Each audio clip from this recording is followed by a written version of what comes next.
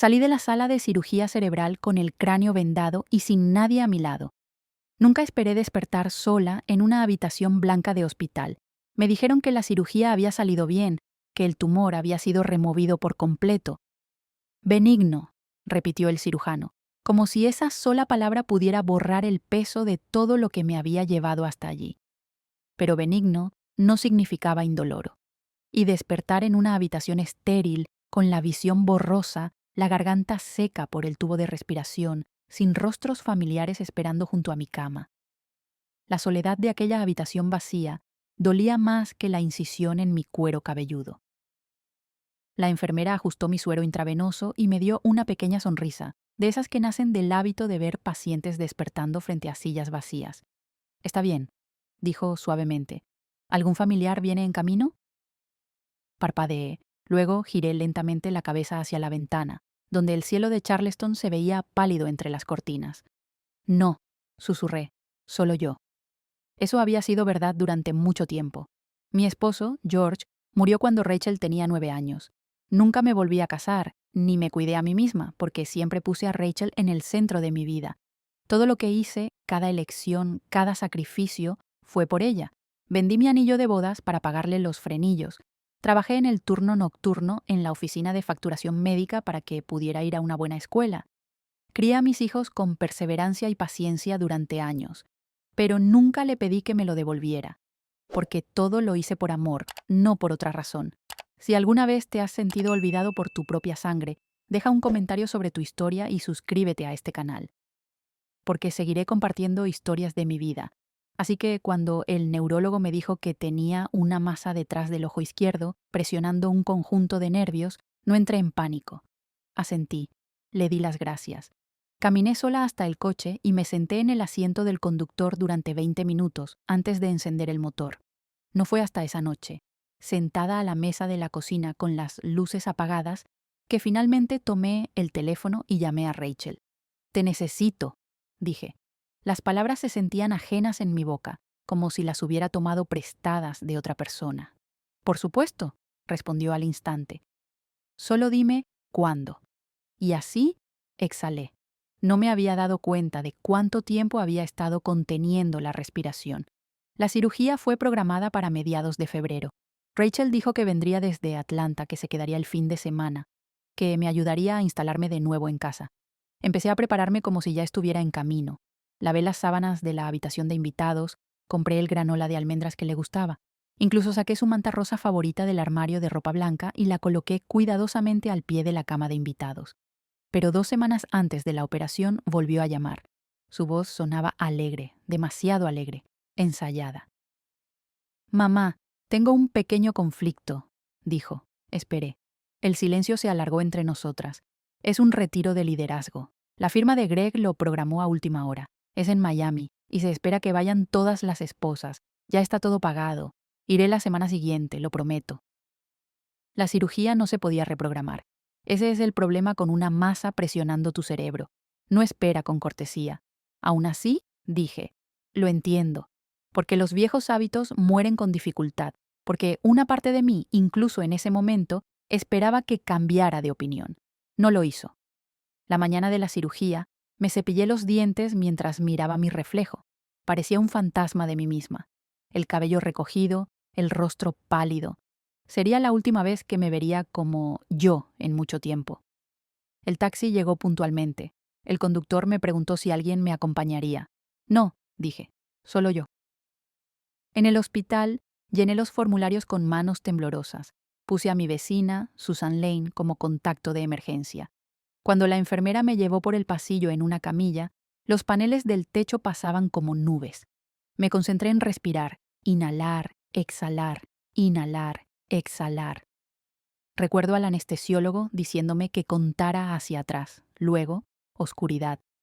Cuando desperté, mi cráneo palpitaba, mi boca estaba seca como algodón y estaba sola, sin Rachel, sin flores, ni siquiera un mensaje de voz, solo las máquinas zumbando, los monitores parpadeando y la verdad inconfundible, nadie vendría. Volví a cerrar los ojos, no porque estuviera cansada, sino porque dolía más tenerlos abiertos. Permanecí 2 noches en ese hospital. La tercera mañana, la enfermera me explicó con dulzura que me darían de alta. El hospital organizó un transporte médico. Cuando llegamos a mi casa, el conductor me ayudó a llegar a la puerta porque casi me desmayo al salir de la furgoneta. Susan me vio desde el otro lado de la calle y corrió. Me sostuvo del brazo, me ayudó a entrar, me preguntó si necesitaba algo. Le dije que no, porque no podía soportar la idea de que alguien viera cuán vacía me sentía por dentro. Más tarde esa noche, acostada en la cama, con la casa envuelta en silencio y el olor a alcohol aún en mi piel, deslicé el dedo por mensajes antiguos. El último mensaje de Rachel parpadeaba ante mí. Avísame cómo va todo. Te quiero. No se sentía como amor, y me quedé mirando esa pantalla hasta que las letras se desdibujaron y los ojos me ardieron, no por el dolor, sino por un tipo de dolor que ninguna medicina podía tocar. Susurré. Pensé que dijiste que vendrías. Y por primera vez en mucho tiempo, dejé que el silencio respondiera. 3 días después de que me dieron de alta, aún no había comido una comida de verdad. El estómago revuelto por los analgésicos, el cuerpo moviéndose como si alguien hubiese cosido sacos de arena a mis extremidades. Pasaba la mayor parte del tiempo recostada entre almohadas, mirando por la ventana delantera, donde las azaleas apenas comenzaban a florecer con una frágil rebeldía de principios de febrero. Había un consuelo extraño en cómo la naturaleza era indiferente a todo lo que yo estaba pasando. Las flores no sabían que me habían abierto el cráneo y vuelto a coser. El sol no se detuvo porque nadie viniera a recogerme del hospital. Esa mañana abrí Facebook. No por una razón específica. No esperaba mensajes ni simpatía. Tal vez fue por inercia. Un desplazamiento habitual para romper el silencio. Pasé por algunas actualizaciones del vecindario, una receta de barras de limón que alguien compartió, y entonces lo vi. Rachel, a pantalla completa, llevando orejas de ratón. La imagen era brillante y colorida, el castillo de Cenicienta de fondo. Rachel posaba al frente, con las gafas de sol sobre la cabeza, sonriendo tan ampliamente que se veía claramente el pequeño espacio entre sus dientes, ese que una vez me costó mi anillo de bodas. A su lado estaba Daniel, con una mano sosteniendo una pierna de pavo gigante y la otra descansando con ternura sobre su madre, que estaba sentada en un scooter de movilidad alquilado. Parpadeé una vez, 2 veces. Seguramente era una foto vieja, un recuerdo, una publicación de TBT, pero no. Había sido etiquetada esa misma mañana, publicada por una de las viejas amigas de la universidad de Rachel. El pie de foto decía Magia Familiar 2025, creando recuerdos que duran para siempre. Mi pulgar se congeló sobre la pantalla. Ahí estaba ella, mi hija, sonriendo, riendo, viviendo.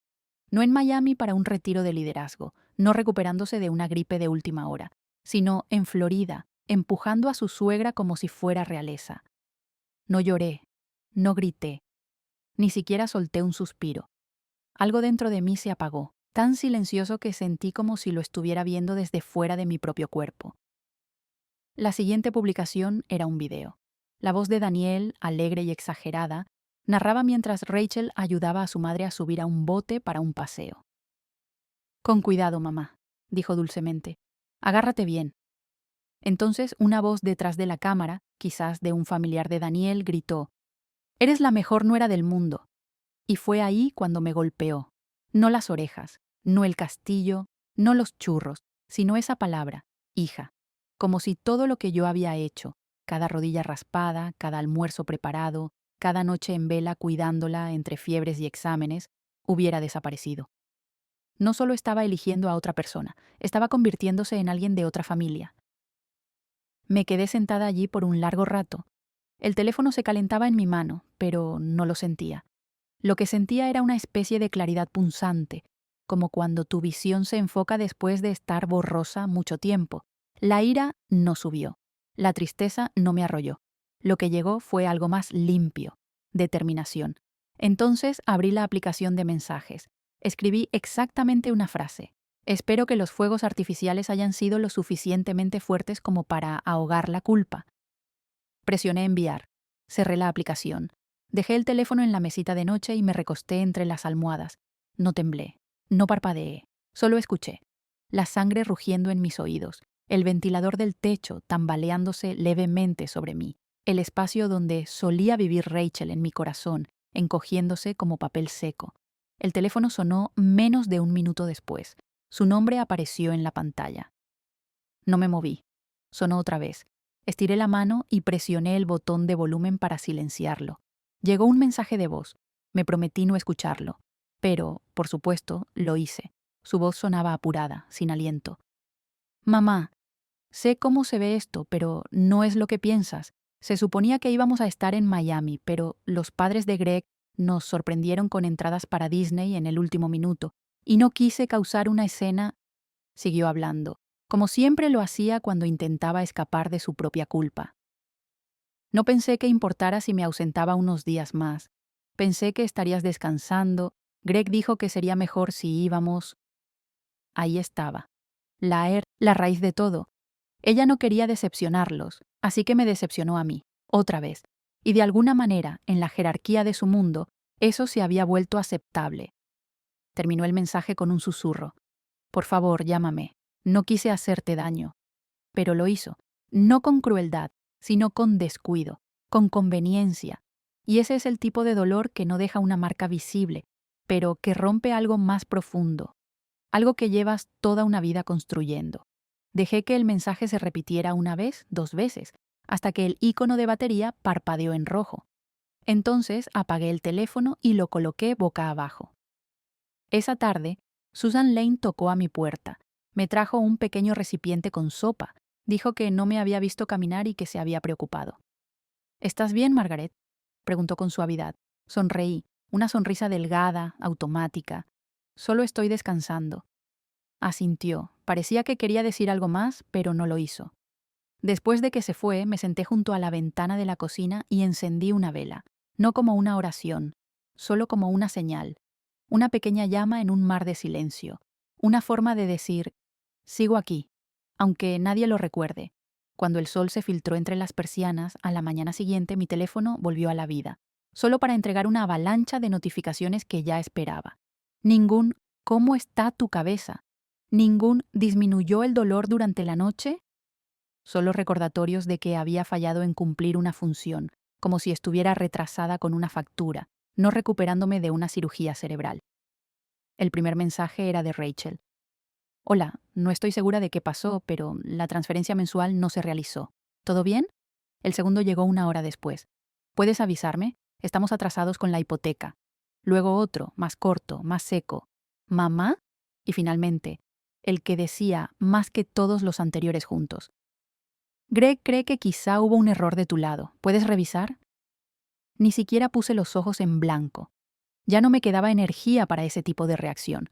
Solo miré el teléfono, descansando en mi mano como una carta de cobro. Esto no era nuevo. Durante más de un año había estado transfiriendo en silencio $3,500 al mes para ayudar a cubrir sus gastos, hipoteca, matrícula de James, el arrendamiento del coche que Rachel no podía pagar pero que insistía que necesitaban por seguridad. Nunca pedí agradecimientos, apenas recibía noticias, a menos que algo estuviera por vencerse. Pero ahora, tras la traición, su preocupación no tenía nada que ver con mi cuerpo y todo que ver con mi cuenta bancaria. Abrí la aplicación bancaria. Allí estaba, el pago programado, brillando en azul suave, esperando mi autorización. Mi pulgar se quedó suspendido. Lo miré por mucho rato, y luego lo deslicé hacia la papelera. Sin anuncios, sin drama, solo una decisión silenciosa. Basta. Menos de una hora después llegó el correo electrónico. No de Rachel. De Daniel. Asunto. Seguimiento. Hola, Margaret. Solo quería hacer un seguimiento. Rachel mencionó que no se realizó la transferencia habitual. ¿Todo bien de tu lado? No sé por qué me hizo estremecer. Tal vez fue solo quería hacer un seguimiento. Tal vez fue el hecho de que este hombre, que no llamó, no visitó, no preguntó ni una sola vez cómo iba mi recuperación, todavía podía enmarcar su pregunta como si yo fuera la poco confiable. No hubo un ¿cómo te sientes?, ni un supimos de la cirugía. Solo un empujón claro y directo hacia una sola cosa, dinero. Eliminé el correo electrónico, bloqueé su dirección. Cuando Rachel volvió a escribir esa noche, le respondí por primera vez desde la foto en Disney. Estoy recuperándome, por favor respeta eso. No habrá dinero este mes. La respuesta llegó en menos de 10 segundos. Pero ya estamos atrasados. Los brackets de Mason están en un plan de pagos. Contábamos con eso, mamá. Línea tras línea. Pánico disfrazado de negociación. Y ni una sola vez preguntó si yo estaba bien. Dejé el teléfono, esta vez boca abajo, y caminé hacia la cocina. La vela de la noche anterior se había apagado.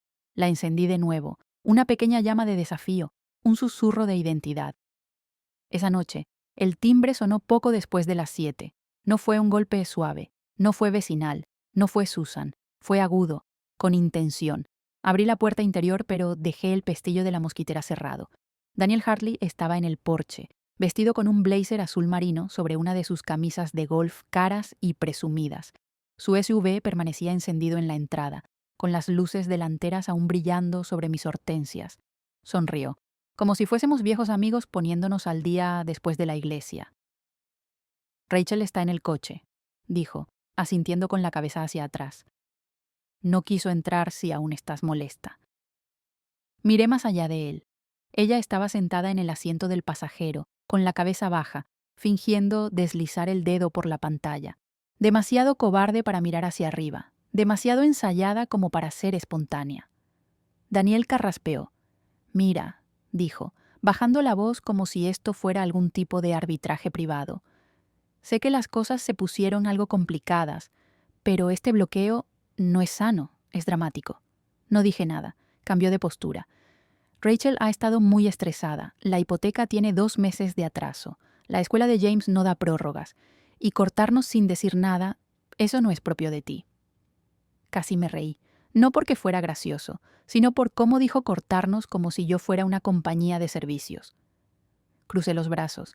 Seguía en silencio. Entonces se acercó un poco más y bajó la voz a un tono que probablemente reservaba para llamadas de ventas y negociaciones. Seamos honestos, Margaret. Nunca fuiste parte de nuestros planes a largo plazo. Tu origen, agradable cuando es conveniente, agotador cuando necesitas cosas. Ya no eres realmente su madre, no en el sentido que importa. No me estremecí, no solté un suspiro, solo sentí. Sentí como todo encajaba como un rompecabezas al que no me había dado cuenta que le faltaba una pieza. El clic final. La confirmación de lo que había sospechado todo el tiempo pero que no quería nombrar. Él no improvisó esa frase. Era demasiado específica. Rachel se la había dicho. Más de una vez. Ya no eres realmente su madre. Cayó como un cuchillo. Pero del tipo que llega cuando ya estás entumecida. Asentí. Una sola vez. Gracias, dije suavemente. Eso aclara las cosas. Y cerré la puerta. Con calma, con deliberación. Cerré con llave. Caminé hacia la cocina como si mi corazón no se hubiera hecho añicos como el vidrio. En el fregadero, dejé correr el agua y miré hacia el patio trasero. La SUV de Daniel retrocedió, las luces traseras rojas desapareciendo calle abajo. Cuando el silencio se asentó, exhalé. Más tarde esa noche, me senté en la mesa de la cocina, saqué la carpeta con mi testamento y taché el nombre de Rachel con trazos limpios y firmes. Luego, alcancé el papel en blanco que había guardado en la parte de atrás y comencé a escribir. 5 frases, sin dramatismo, solo la verdad. Te di todo lo que tenía. Una vez te necesité y no me diste nada. Eso no es una deuda, es una decisión. Y ahora yo estoy tomando la mía. No me apresuré, me moví despacio, con intención, como alguien que coloca sacos de arena antes de una tormenta. Cada movimiento, desde la mesa hasta el cajón del aparador, se sentía ceremonial, definitivo. La carpeta con los documentos de mi patrimonio había vivido en el mismo lugar durante años. Justo debajo del cajón lleno de velas de cumpleaños viejas y cupones vencidos. La saqué y la coloqué plana sobre la mesa. El aire en la cocina se había enfriado. No me molesté en subir la calefacción. Con una pluma que no usaba desde hacía meses, una pluma fuente plateada que George me había regalado una vez, taché el nombre de Rachel, una sola vez, limpio, sin garabatos, sin adornos. Solo una línea que decía todo lo que no podía pronunciar en voz alta. Ella ya no heredaría nada, ni la casa, ni la cuenta de ahorros, ni el pequeño relicario de plata escondido en la caja fuerte detrás del armario que contenía una foto de ella de bebé. En su lugar, escribí el nombre del refugio para mujeres a 3 pueblos de distancia. Un lugar donde solía hacer voluntariado, cuando mis rodillas aún me sostenían durante turnos largos y mi espalda no crujía al agacharme para reponer suministros. Esas mujeres sabían algo sobre ser olvidadas, sobre necesitar ayuda y no esperar que llegara. Doblé los documentos actualizados y los deslicé de nuevo en el sobre. Luego, tomé una hoja de papel grueso, el tipo que siempre reservaba para condolencias o verdades difíciles, y escribí una carta. No para Rachel, para mí misma. 5 frases, tal como las había ensayado en mi mente una docena de veces la noche anterior. Te di todo lo que tenía. Una vez te necesité y no me diste nada. Eso no es una deuda, es una decisión. Y ahora yo estoy tomando la mía. La guardé en la carpeta y la cerré con llave en el cajón. Luego apagué todas las luces de la casa excepto la de la cocina y encendí una sola vela, la misma que había encendido la noche en que encontré la foto en Disney. La cera se había derretido casi por completo, formando un pequeño charco en la base. Aún así, ardía con una quieta rebeldía. Me senté junto a ella, envuelta en un viejo cardigan y en silencio, y miré por la ventana. Afuera, la calle estaba vacía, las ramas desnudas de los robles proyectando sombras largas sobre el césped. Mi cuerpo dolía, pero mi pecho, por primera vez, se sentía liviano, no aliviado, no resuelto, solo tranquilo. A la mañana siguiente, Susan Lane tocó la puerta con un plato cubierto con papel de aluminio. «Barras de limón», dijo alegremente. «Todavía están calientes». Le di las gracias e invité a pasar, pero negó con la cabeza. «No puedo quedarme mucho, pero quería preguntarte. ¿Sabías que tu hija es...?» Mi mano se detuvo a medio camino de tomar el plato. Susan no lo notó. «La vi ayer en la farmacia», continuó. «Se veía cansada, agotada. Alguien mencionó que el negocio de Greg podría estar en problemas. La hipoteca atrasada. No es que sea asunto mío, claro». Asentí lentamente, obligando a mis labios a mantenerse en una línea neutral. «Gracias por las barras de limón», dije. Ella sonrió y saludó con la mano. «Cuando quieras, Margaret». Cuando la puerta se cerró detrás de ella, me quedé quieta en la entrada por un largo rato, aferrada al plato como si pudiera romperse si respiraba demasiado fuerte. Rachel estaba de vuelta en la ciudad, sin llamar, sin escribir, sin tocar la puerta, pero cerca. Caminé por el pasillo hacia el dormitorio del fondo, el que solía ser suyo. No había entrado en meses, quizás más. Cajas forraban el armario, cada una etiquetada con mi letra. Rachel. Años escolares, Rachel, fotos, Rachel, varios. Abrí una sin saber por qué. Dentro me recibió una pila de dibujos hechos en papel de construcción. Uno captó mi atención. Un dibujo de una corona, decorada con lentejuelas y brillantina, con las palabras Reina Mamá, garabateadas con letras torcidas de 3er grado. Lo observé hasta que la luz del día cambió sobre los azulejos del suelo. Ya no estaba enojada. No exactamente. La ira tiene calor. Esto era algo más frío, más pesado.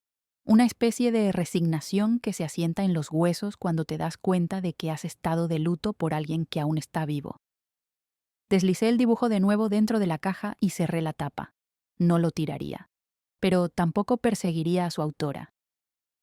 Esa noche me senté junto a la vela otra vez, envuelta en el mismo cardigan, y le susurré a la oscuridad. Ya no estoy enojada, solo he terminado. Era un miércoles, nublado, bochornoso de esa manera tan propia de Charleston, en la que el aire parece estar guardándose algo. Acababa de terminar de doblar la última tanda de ropa cuando sonó el timbre. No un golpe, un timbre, vacilante. Estaba en el fregadero, secándome las manos con un paño de cocina, y por un breve segundo pensé que tal vez era Susan de nuevo, trayendo otro postre que no había pedido, o el cartero necesitando una firma, algo común. Pero cuando abrí la puerta, todo en mí se detuvo. Rachel, sin maquillaje, sin rizos perfectos, sin SUV encendida detrás de ella. Solo Rachel. Y un bolso de viaje. Se veía más pequeña, no más delgada, solo colapsada por dentro. Sus ojos enrojecidos, los hombros caídos, la postura de quien ha estado sobreviviendo con lo mínimo por demasiado tiempo. No dije nada, tampoco ella. Nos quedamos en ese momento, 2 mujeres con los mismos pómulos y décadas entre ellas, solo respirando, Lo dejé, susurró finalmente. Las palabras no aterrizaron como una confesión, sino como un derrumbe. No sabía a dónde más ir, agregó, con la mirada aún fija en el porche bajo sus pies. Me hice a un lado, no porque la hubiera perdonado, no porque quisiera hacerlo, sino porque aún había una pieza que necesitaba entender, y no podía alcanzarla si la dejaba afuera. Entró a la cocina como una extraña en un museo, con miedo de tocar algo. Se sentó donde Daniel había estado semanas antes, al borde de la mesa de la cocina, con las manos envueltas alrededor de una taza vacía que no había llenado. Le dije que estaba cansada de defenderlo, dijo. Me respondió que, si quería conservar la casa, el coche, la estabilidad, tenía que dejar de ceder ante tu culpa, que dejara de permitir que me manipularas. Entonces levantó la mirada, y por primera vez en lo que parecieron años, me vio de verdad. Y me di cuenta, continuó con la voz quebrada, de que estaba defendiendo a la persona equivocada. Permanecí en silencio, no por crueldad, sino porque necesitaba saber si ella había venido a hablar o a pedir. No pidió dinero, no pidió quedarse a vivir. Simplemente se quedó sentada allí, con el peso de la verdad en el pecho. Mentí sobre Miami, dijo. Siempre íbamos a ir a Disney. No quería ser la mala, así que me convertí en algo peor. Volvió a bajar la mirada, avergonzada. No quise que terminara así. No extendí la mano sobre la mesa, no ofrecí perdón, pero tampoco le pedí que se fuera, porque esto no se trataba de arreglar algo, todavía no. Quizás nunca. Se trataba de sentarse entre los escombros y decidir si quedaba algo que valiera la pena salvar. Esa noche, no se quedó en la casa. Reservó una habitación en un motel al final de la calle, de esos con paredes de papel y un cartel de vacante, que parpadea incluso cuando ya está lleno. Volvió al día siguiente, y al siguiente, nunca esperando cena, nunca pidiendo nada, solo sentándose en la mesa. A veces hablábamos, a veces no. Se sentía como si ambas estuviéramos esperando un nuevo ritmo que ninguna sabía cómo tocar. Una tarde, entró con una bolsa de víveres. No dijo una palabra. Solo los desempacó en silencio y empezó a guardarlos. Yo observaba desde el pasillo. La miré alinear latas de sopa en la despensa como si fuera lo más natural del mundo. Cuando se acercó al refrigerador, finalmente hablé. No tienes que seguir viniendo. Se detuvo. No se giró. No lo hago por ti, dijo suavemente. Lo hago porque necesito recordar quién soy sin él. Y le creí. Había algo en su voz, plana, cansada, pero honesta, que me hizo creerle. Esa noche, la vela que había estado encendiendo cada noche llegó al fondo del frasco. La mecha se curvó hacia adentro, la cera desaparecida. No encendí otra. En cambio, me senté junto a la ventana y escuché los sonidos de la noche, sin teléfono vibrando, sin pasos que resonaran con exigencia, solo la respiración compartida, silenciosa, de una mujer aprendiendo a convertirse en alguien diferente, y una madre decidiendo si la dejaría. No hablamos de perdón, no de la manera en que la gente lo espera, las disculpas con lágrimas, los abrazos largos, el barrido dramático del dolor. Eso no era lo nuestro, nunca lo fue. En cambio, hablamos de cosas como cómo las hortensias habían empezado a florecer temprano este año, o cómo la nueva cajera de la farmacia no sabía cargar el rollo de recibos correctamente. Cosas superficiales, cosas seguras. Pero incluso las conversaciones más seguras llevaban ecos. Rachel seguía viniendo, no todos los días, pero lo suficiente como para que el silencio de la casa empezara a suavizarse. Nunca se quedaba mucho tiempo. Solo se sentaba en la mesa o ayudaba a cortar zanahorias o leía etiquetas de frascos de pastillas sin preguntar. Algunos días no hablábamos en absoluto. Y curiosamente, fue entonces cuando me sentí más cerca de ella, cuando dejó de intentar arreglar algo o explicarlo. Una tarde llegó con James. Se quedó tímidamente en el porche, sosteniendo un robot de juguete y una sonrisa torcida. «Hola, abuela», dijo. «Ya no te ves tan enferma». Y algo se quebró dentro de mí, no por tristeza, sino por lo directo que fue. Por lo libres que pueden ser los niños cuando los adultos finalmente dejan de alimentarlos con verdades a medias y evasivas. Entró directamente a la cocina y preguntó: «¿Podemos hacer galletas otra vez?». Como antes, Rachel no respondió por mí. No intervino ni dirigió el momento. Solo me miró en silencio. Asentí. Vamos a buscar la caja de recetas antigua, dije. El olor a mantequilla y vainilla llenó la cocina en menos de una hora. James lamía la cuchara de la mezcla como lo hacía cuando tenía 5 años. Rachel se sentó en la mesa, observando, con las manos entrelazadas en el regazo, los ojos vidriosos pero secos. Esa noche, después de que recogieron a James y lavamos los platos, ella se quedó sentada un poco más de lo habitual. Solicité un trabajo en la clínica, dijo. No es glamoroso, pero es honesto, medio tiempo por ahora. No respondí. Sacó un sobre de su bolso y lo colocó sobre la mesa. Lo abrí. Papeles de divorcio, firmados, finales. ¿Greg se fue? Dijo en voz baja. No sonreí, no lo celebré. Solo doblé los papeles y los devolví al sobre. Bien, dije. Y eso fue todo. Para el segundo mes ya tenía su propio apartamento. Pequeño, de una sola habitación. La alfombra era vieja y las paredes, color beige, pero era suyo. No me pidió ayuda con el depósito. No mencionó necesitar muebles. Fui con comida para llevar y le sostuve la puerta mientras cargaba cajas. Era la primera vez que la veía cargar algo sola. Una tarde de domingo, vino con un termo de café y 2 porciones de pastel. ¿Puedo seguir viniendo los domingos? Preguntó. No por nada en especial, solo por estar. Asentí. Sí. Pero lo que no dije fue más importante. Ya no lo hacía por ella, lo hacía por mí. Por la versión de mí que aún creía que podríamos tener algo real. No lo que alguna vez tuvimos, sino algo ganado, algo enraizado en la verdad. Cuando la gente preguntaba por Rachel ahora, no decía que habíamos arreglado las cosas, decía que estábamos aprendiéndonos de nuevo, como extrañas que una vez compartieron casa pero nunca hablaron de verdad. Y eso era la verdad. Ella ya no era mi niña, y yo no era solo su madre. Éramos 2 mujeres con cicatrices, con historia y con decisiones que ambas tendríamos que vivir. Pero estábamos aquí, sentadas en la misma mesa, y algunos días eso se sentía como un milagro, algunos días como trabajo. Pero ambos eran mejores que el silencio. No sé cuántos años más tendré, no sé qué nos espera, pero sí sé esto. Ya no soy el fondo de pantalla, ya no soy el fondo de emergencia, el asiento extra en la mesa, el nombre olvidado al final de un buzón de voz. Soy Margaret, y por primera vez en mucho, mucho tiempo, no estoy rogando que me elijan, simplemente estoy viviendo, con la cabeza despejada, mi nombre firme en mi boca. Y un corazón que, finalmente, también late por mí. A veces, las heridas más profundas no vienen de enemigos, sino de las personas que alguna vez llevamos en brazos. Margaret nunca buscó venganza, solo dignidad, y al elegir el silencio en lugar del espectáculo, la verdad en lugar de la apariencia, nos recordó que el amor incondicional no significa sacrificio eterno.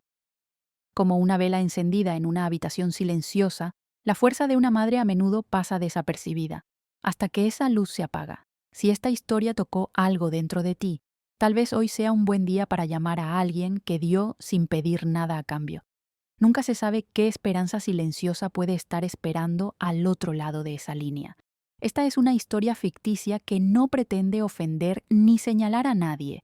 Ha sido creada únicamente para transmitir una lección significativa a los espectadores, y todos los nombres de los personajes son completamente ficticios.